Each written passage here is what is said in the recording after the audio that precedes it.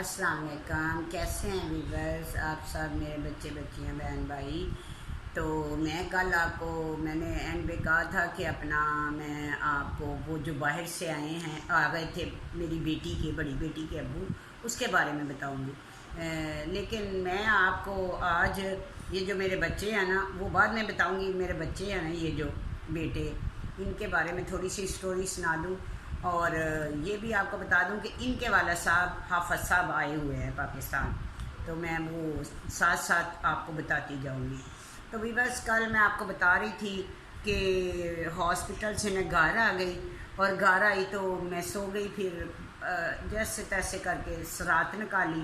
सुबह बड़े बेटे ने कहा कि एक डॉक्टर है। मैंने कहा मेरी तबीयत नहीं ठीक। उसने फ़ोन किया, मैंने कहा मेरी तबीयत ठीक नहीं है। तो उसने कहा इधर एक है डॉक्टर है, तो वो छोटा सा उसका, लेकिन उसके पास बहुत लोग आते हैं और वो ठीक हो जाते हैं। तो मैं उसके पास अपने बेटे के साथ चली गई। वहाँ जब उसने कहा कि आप ऐसा करो कि चेक करवाओ बुखार उतर क्यों नहीं रहा, बहुत ज़्यादा बुखार है। तो फिर वो एक उसने मुझे टेस्ट लिख के दिया। तो लेबॉर्ट्री गए, वहाँ से चेक करवाया, शाम को रिपोर्ट मिली। फिर डॉक्टर को दिखाए तो उन्होंने कहा तो ये तो बड़ा हाई लेवल पे इनको अपना बुखार है, इसके तो 15 दिन का कोर्स है। तो मुझे तो टेंशन थी पैसों की, पहले ही मैं बड़े हॉस्पिटल से घर आ गई थी। तो मैंने बच्चे को बोला, तो उसने कहा कोई नहीं, हम दोनों भाई आपको करवा देंगे। तो मैंने कहा चलिए, अल्लाह का शुक्र है, ठीक है। ये पहली बार लाइफ में पहली बार की बातें हैं। पहले तो मैं ही कमाती थी, मैं ही सब कुछ करती थी, अपना खर्चा, अपना दवाइयाँ, हर चीज़ खुद ही अफोर्ड करती थी, इनको भी अफोर्ड करती थी। तो मैं बड़े बेटे ने इंजेक्शन लगवाया मुझे। तो फिर उसके बाद 1-2 दिन लगवा के तो कहने लगा अम्मी आज मेरे पास पैसे नहीं हैं, उससे मांग लो। तो मैं उसके पास आई, मैंने उससे कहा, तो उसने कहा लो वो तेरा बड़ा बेटा है, उसका ज़्यादा जिम्मेदारी है, तो मैं तो घर का किराया भी देता हूँ, तो मेरे ऊपर इतनी जिम्मेदारी ना डालो, मैं तो पागल हो जाऊँगा, ठीक है। तो मैं तो वीवर्स इनको ऐसे रखा, सोने के निवाले खिलाती रही। और ये मेरी दवाई पे आके इसने कहा लो बड़ा बेटा आ जाता है तेरे लिए थोड़ा सा सालन और 2 रोटियां लेके, तो और कितने होता है खर्चा, ये होता है वो होता है। तो मैंने उसको कहा कि ये मुझे ऐसे कह रहा है। तो उसने कहा चलो मैं कहीं से पैसे पकड़ के तो मैं आपको जो है ना आपका ये कर देता हूँ, किसी से मैं 5,000 पकड़ लेता हूँ। वो ज़रा हल्का फुल्का ही डॉक्टर था, इतने ही पैसे लगने थे, ज़्यादा नहीं लगने थे। तो फिर ऐसे में वीवर्स वो बच्चे ने मुझे वो लगाता रहा। फिर वो मेरी तकरीबन 15 दिन उसी ने इलाज करवाया।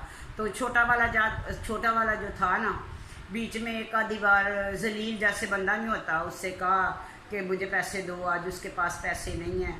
तो ऐसे में बस बहुत सी बातें सुन के तो मैंने ये 15 दिन जो थे इंजेक्शन कोर्स वो किया, और मुझे बुखार जो है ना वो आराम आ गया।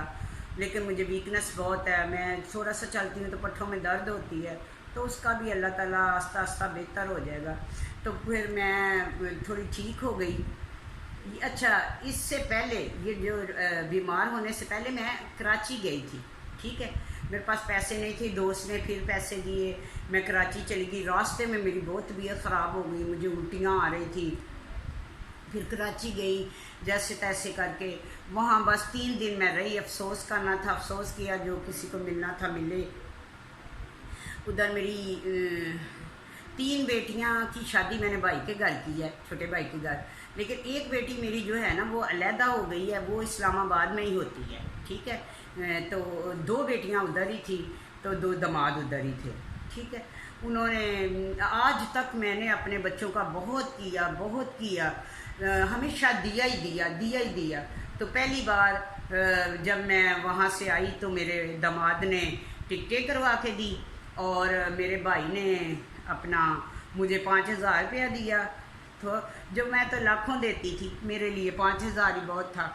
तो मैं फिर वहाँ से आई, तो बाद में आके मैं बीमार हुई थी, क्योंकि मुझे वहाँ भी वो बातें नहीं भूल रही थी जो मैंने कल स्टोरी सुनाई बड़े बेटे की, और घर आके भी नहीं भूल रही थी। तो ऐसे में मेरा वो कोर्स पूरा हो गया। और ये जो छोटा बच्चा है ये बुलाता बलूता नहीं है, ठीक है।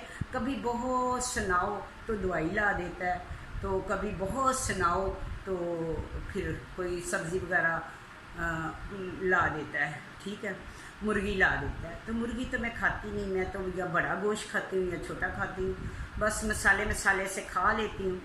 तो वीवर्स, बेटा ये जो है बस अपने कमरे में रहता है और इसको ये नहीं पता कि अगर माँ को कोई चीज़ दे बंदा तो इज़्ज़त से दे, और ये बोल बोल के अपने आप को इतनी टेंशन परेशानी रो रो के मांगो फिर मिले, तो वो फिर मुझे बहुत तकलीफ, 2-3 दिन फिर मेरी तबीयत ठीक नहीं होती। ईद वाले दिन यही छोटा बेटा, मैंने इससे कहा मेरी दवाई ख़त्म हो गई है, इसने मुझे दवाई नहीं लेके दी। छोटे बच्चे बेटे भाई के घर गया, बड़े भाई के घर, वहाँ पे सब कुछ किया इसने, खाना बनवाया, हर चीज़ की, यानी कि ख़ुद तो पिज़्ज़े मंगवाता है और पता नहीं बिरयानियाँ रोज़ खाता है, क्या क्या अपने लिए ला के खाता है। बॉडी बिल्डर है, अपना जिम जाता था पहले से, जब हम इस्लामाबाद में थे पूरा इसने कोर्स किया हुआ है, ऐसे चलता है जैसे कोई अफसर होता है, ठीक है। तो ये नहीं पता कि माँ के साल में महीनों मुझे नहीं बुलाता, कितने कितने दिन मुझे नहीं बुलाता, बड़ी तकलीफ़ होती है। तो अब जो घर है ना, मेरा दिल है कि मैं यहाँ से चली जाऊँ, क्योंकि मैं कल की वीडियो में बताऊँगी कि मुझे कोई बंदा कोई अपना जो है ना डेंजरस के नाम से मुझे कोई तकरीबन 4-5 दिन से मैसेज कर रहा है।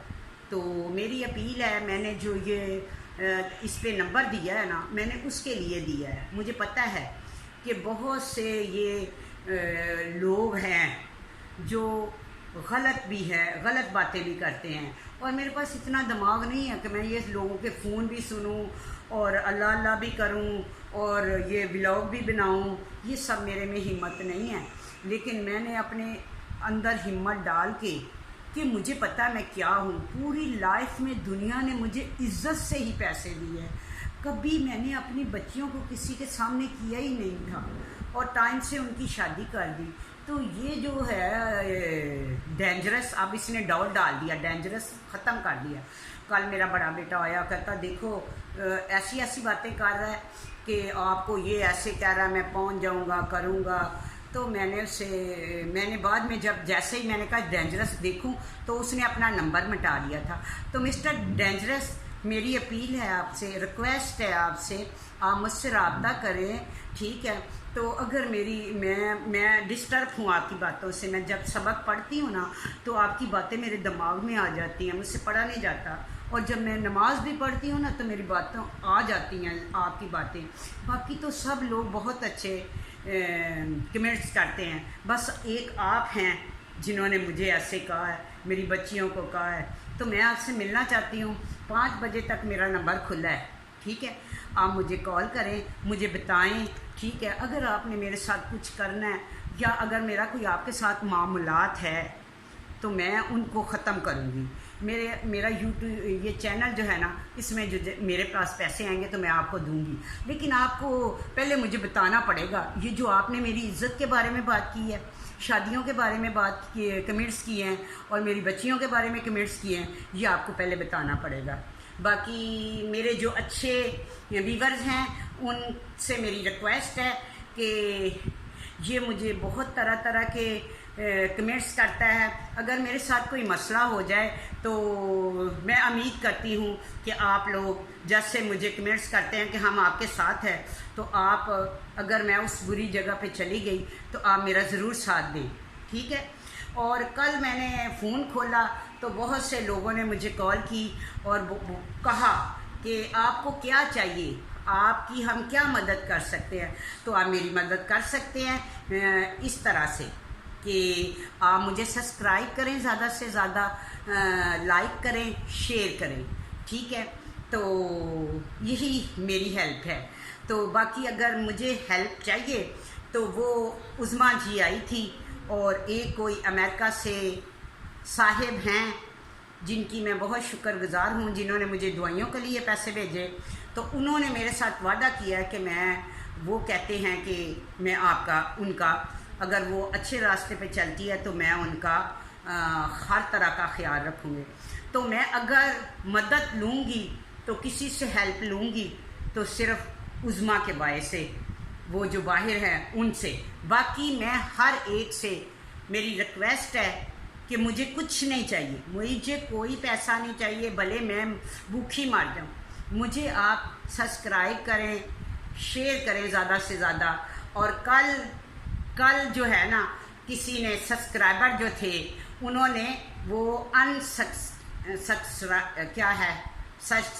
कर दिया है मुझे, यानी काफ़ी जो मेरे थे ना ये ज़्यादा सब्सक्राइबर वो कम हो गए। कोई बात नहीं, मैं हर हाल में अल्लाह का शुक्र अदा करती हूँ। जैसे अल्लाह ताला उनको भी खुश रखे, जैसे किसी का दिल करे वो करे। तो मुझे बहुत से अच्छे बहन भाई भी हैं, अच्छे व्यूवर्स भी हैं जो मुझे अब भी लाइक कर रहे हैं, मुझे अब भी सब्सक्राइब कर रहे हैं। उनका बहुत बहुत शुक्रिया। अल्लाह ताला उनकी हर परेशानी दूर करे और मेरी भी परेशानी दूर करे। दुआ कीजिएगा। अल्लाह हाफिज़।